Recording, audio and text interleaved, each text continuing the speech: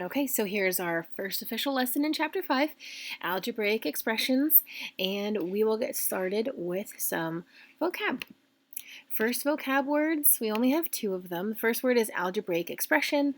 It's a mathematical phrase that uses numbers, variables, and operations, but has no equal sign. That equal sign part is very, very important here. No equal signs in an expression. If it does have an equal sign, it's called an equation. Okay. Our other vocab word is evaluate. Evaluate is the process of substituting a value into an expression and then simplifying. So we're going to see some evaluating today. Key word is substituting. Okay. Let's get started on some examples. First example says to evaluate the expression 2 times the quantity of n plus 3 if n equals 4. So we want to take that 4 and substitute it in for n. So that word is substitute. Okay, and in 7th grade, I'm going to ask you to do something that you probably haven't had to do before. I'm going to ask you to do your substitutions in parentheses.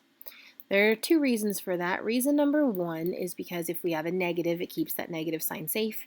Reason number two is because if we have a number next to a variable, like we do in example 2, the parentheses help us to show us that multiplication. Okay, so here's our expression, 2 times the quantity of 4 plus 3. 4 plus 3 is 7.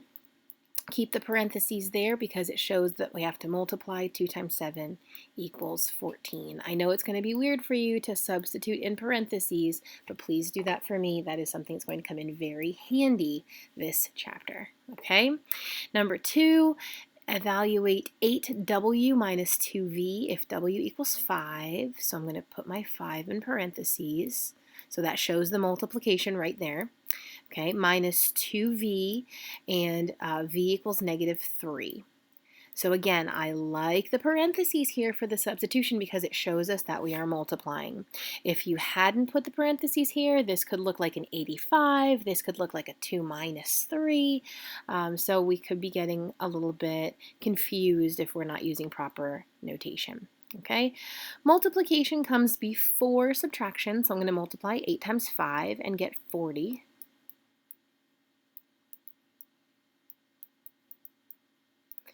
I'm going to multiply again. 2 times negative 3 is negative 6. And I am going to keep that negative 6 in parentheses because I have a subtraction sign here. 40 minus negative 6. Don't forget to bring your subtraction sign down. We are going to add a line, change the sign, and we get the final answer, 46. Okay, let's keep going.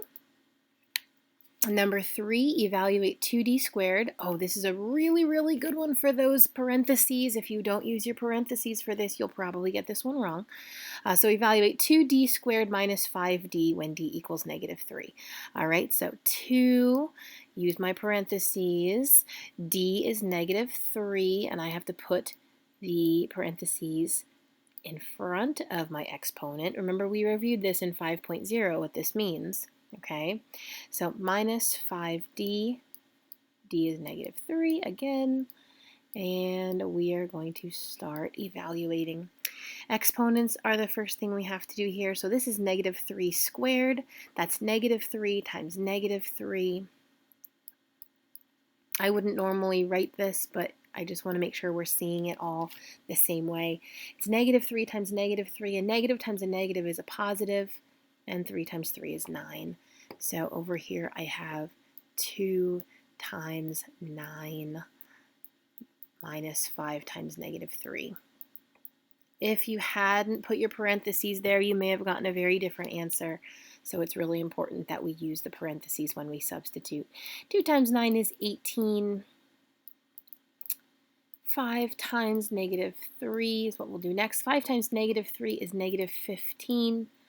I'm going to keep that in parentheses because I have to bring down my minus sign here. And 18 minus negative 15, we're going to add a line, change the sign, and get positive 33 as our final answer. That's kind of a toughie if you do not use your substitution correctly. All right, so check that out. Make sure you feel pretty good about that. 2 more examples here. They're pretty quick ones. These are how we go over multiplying and dividing and adding and subtracting in word problems, how we set up the expression. So let's take a look. We've got Marisa. She wants to buy a Bluetooth DVD player that costs $150. She already saved $25 and she plans to save an additional $10 each week. All right, so it says write an expression that represents the total amount of money that Marisa will have saved after W weeks. When we read the question part here, it says write an expression that represents the total amount of money Marisa will have saved. So when we talk about saving money, we know that the Bluetooth DVD player wasn't really part of our problem. So I'm going to erase that underline there. It wasn't really important. We're not talking about the DVD player. We're talking about saving money. Okay? So, saving money, the first thing we need to know is that she already has $25 saved, and she's saving additional money. So that's a plus sign there. She's saving more money, 25 plus more money.